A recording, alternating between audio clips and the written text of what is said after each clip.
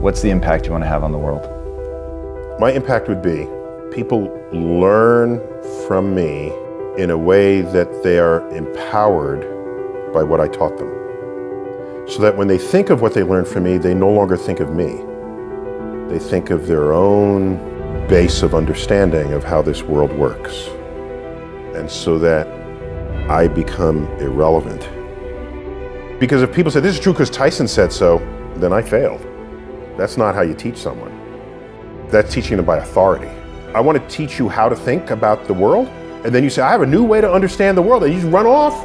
You don't even look back, because a new level of hunger has descended upon you, and methods and tools to feed that hunger are now accessible to you. So my impact would be that others are impacted and they don't even remember that I had something to do with it. On my tombstone, I want the epitaph, be ashamed to die until you have scored some victory for humanity. And a victory for humanity is not a victory for yourself. It's not statues, it's not your name, it's just humanity's better off. Any of us, I think, should want the world to be a little better off for you having lived in it. That doesn't mean people praising you, not even about that. So what do you have to give with no expectation of return? No one ever told me that I had to search for meaning in life. Many people look for meaning in life as though it's going to be under a rock or behind a tree. And I'm thinking to myself, you have more power than that. You have the power to create meaning in your life rather than passively look for it. So for me, I create the meaning. And meaning to me is, do I know more about the world today than I did yesterday? That enhances meaning for me. By whatever powers I have available to me, have I lessened the suffering of others? Or the corollary to that would be, have I enhanced the life of others? And I don't mean, have I devoted the whole day to doing that? Then I would be ignoring myself. But if there's some small gesture that I can do that can completely add value to someone's life, I'm going to do it. Because the leveraging of 10 minutes of my life into the happiness or enlightenment or the reduced suffering of someone else, I'd be irresponsible if I did not. If Einstein were here and we're talking with Einstein, we could talk to him for hours and hours and hours. You know what question will never come out of our mouths? Is, what college did you go to? I want to go to that same college. I bet most of your people who've sat in this chair, it's not about what college they went to. It's about their own initiative, their own drive, their own ambitions, their own curiosity. That is not taught in school, sadly. School, they view you as this empty vessel that they pour information in, and you test it over here, you get a high grade, you're praised. Is that who become the shakers and movers of the world? I don't think so. School should, as a minimum, preserve that curiosity for you. If you lost some of it, because it's not going to be in all of us, put it back in.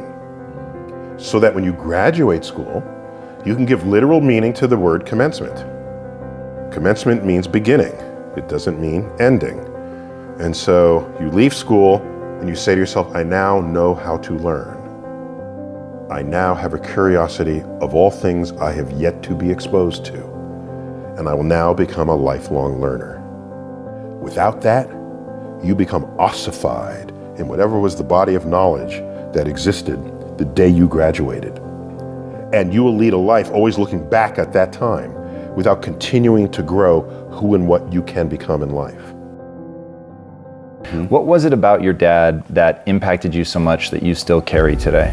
For me, at least, was what level of wisdom did he glean in his life and then successfully communicate to me, either by example or by just explicit statement. For example, in high school, he was in gym class and they were lining up and they were about to enter the next athletic unit, and it was track and field.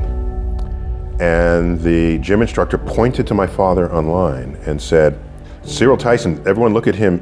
he does not have the body type that would excel in track. And they used him as an example. And he says, what?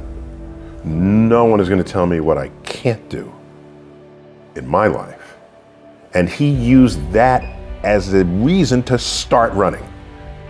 And he started track in that moment. He decided that one of his next tasks in life would be to take up running and excel at it.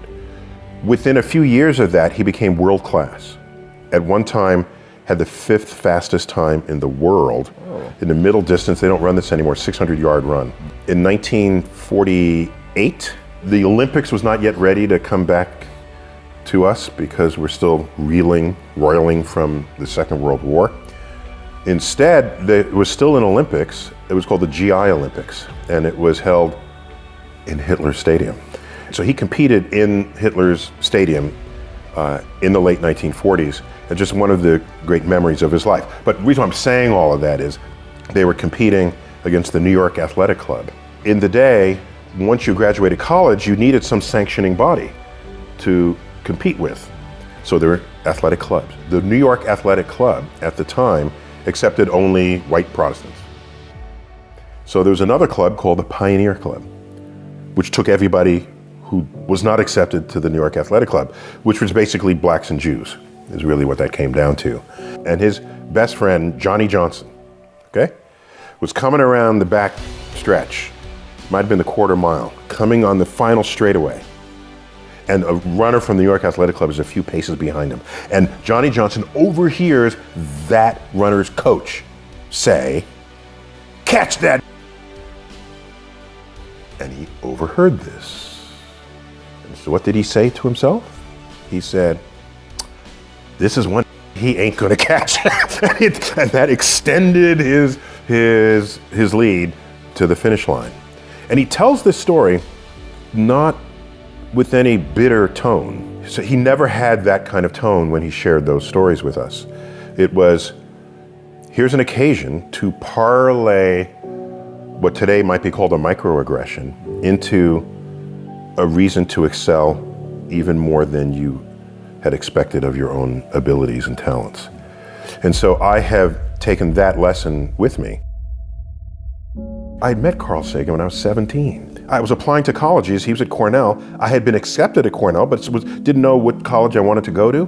And the admissions office saw that I wasn't totally in the moment there. I didn't know this, they had forwarded my application to him for his reaction. I was already deep in the universe since I was 9. And he sent me a letter. He doesn't know me from Adam. I'm a 17-year-old kid from the Bronx. He's a professor of astronomy at Cornell University. And I get this letter and I open it and it says, "I understand you like the same stuff I like. Do you want to come visit the campus to help you decide if you want to go to Cornell?" It was like, whoa, now he hadn't done Cosmos yet, that's how old I am, but he was already famous. So I took him up on it. I took a bus up to Ithaca, New York. He met me outside his building on a Saturday, invited me up to his office, saw the labs. I'm there in front of him. He did something really cool. He reached back, didn't even look, grabbed a book off the shelf. It was one of his books. I thought that was the baddest. That was a badass thing. Don't even have to look. That's one of my books. Yep. Okay, here. And he signed it to me. Neil Tyson, future astronomer, signed Carl. Later in the day, I'm ready to go back to New York. It begins to snow, as it does often in December in Ithaca. And he says, "Here's my home number. If the bus can't get through from the snow, spend the night with my family and go back tomorrow." I'm thinking, who am I? What? I'm nobody. But I was somebody to him. And I said to myself, if I'm ever as remotely famous as he is, I will treat students the way he has treated me. How do I create meaning in my life as I go forward? My first question of me wasn't, where do I find meaning? It was, how do I create meaning? And that started early teens. Did you help your kids with this? Is that something that you found a way to sort of educate on or pass down so that they would be asking a similar question instead of doing the sort of wander search thing? Yeah, I have an unorthodox approach to what we did with our kids. We discussed this, my wife and I wanted to make sure that however they were raised, that they retained the curiosity of childhood into adulthood. Okay, let's say there's a little toddler walking here, okay, crawling on the ground. It comes up and they start grabbing this. What's the first thing? No, don't touch that. Okay, this was an experiment waiting to happen that you just squashed. This is a cup, it has water in it, okay? This is breakable. The kid doesn't know that. They want to experiment, so they'll grab it, it'll fall, it'll break, water will spill all over. That was an experiment you just prevented. They are experimenting with their environment. Everything is new to them. I saw a woman walking with their kid. The kid has galoshes on and a raincoat on, and they're coming down the walkway. And there's this big, juicy, muddy puddle right there. And I said, please let the kid jump in the puddle. You know the kid wants to jump in the puddle. The kid is like 3 or 4. You know the kid, and what does the mother do? She pulls the kid around to prevent that from happening. That's an experiment in cratering. That's what craters happen that way. You splash the water, there's mud, it's fun. You get to see the cause and effect of a force, downward force operating on a fluid. Gone. That was a bit of curiosity in that moment that was extinguished. So, with our kids, curiosity, provided it does not kill them, if it meant we had extra work in front of us, I would do that extra work. And I have pretty high confidence that they'll retain that curiosity through the turbulent middle school years into high school. And what is an adult scientist but a kid who's never lost the curiosity? We live in a very fractured world today, but what is clear is that the internet has enabled, and social media have enabled people to tribalize. You might go your whole life without ever finding another person who thinks the earth is flat. You go online and you see them all, and they have conventions, and they meet here, even if it's only virtual. So you have ways to say why you are different from other people.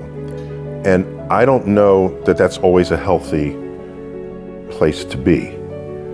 In a pluralistic land, you want to celebrate differences rather than go out of your way to establish differences and then claim one group is better than another. You can draw a line in the sand between people who transgress but do not hold power over you from those who transgress and do. So the coach who said catch that, he doesn't have power over Johnny Johnson unless you allow him to. This is a famous quote from Martin Luther King. You can only be ridden if your back is bent. When I grew up, it was very common to hear the phrase, sticks and stones can break my bones, but words will never hurt me. You recited this. This is what you were told when you came home, when you said, oh, you know, this bully called me a name, and sticks and stones can break my bone, but words will never hurt me. And so this was an inoculation against hate speech, really, against just evil people, just nasty people. You were able to develop a system of defenses against unpleasant people out there.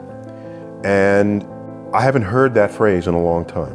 What I think has happened over the years is we came to learn as a civilization that words can be hurtful. I don't have a problem with that. This is an enlightened new place to understand the role of our emotional state and how it interacts with our world around us. That's an advance in mental health. What I see on the flip side of that coin, however, is people are less able to deal with the very same people who are around today who were around back then, who are calling you names, the people who might be bullying you on the internet by saying things about you. I don't know that we have how to defend against that now other than seeing a counselor for your emotional state. I can say from the era in which I grew up, I don't give a rat's ass what you say to me, okay? Unless you are between me and some goal, then I'll have to navigate that some way. If there's a racist person or sexist person or a person with some kind of cultural bias, I want to know that, actually.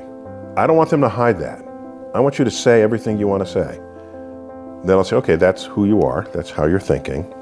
So now what do I need to do because you're in my way? Do I dig under you, go around you, leap over you? Or do I go this way and then come out the other side? Yeah, it's longer, it's more effort, it's more energy, but on some level it's sort of same shit, different day. I think we should all get as high grades as you can. But if you don't get the highest grades possible, no one should be standing in judgment of that. If you have some other ambitions that have pathways that don't get encoded in the GPA that other people are referencing. When you Should be approach a that. topic that you don't know well, what is your actual process Thank to you. learn? Great question. I read things that take me to places where other people think. If I'm an educator, I want to know that. Because when you're speaking to me and I have some understanding of you, I can navigate your receptors for learning. I don't have to have you come to where I am. That's not right. I'm the educator, not you. You're the curious person. So I'm going to meet you on your territory.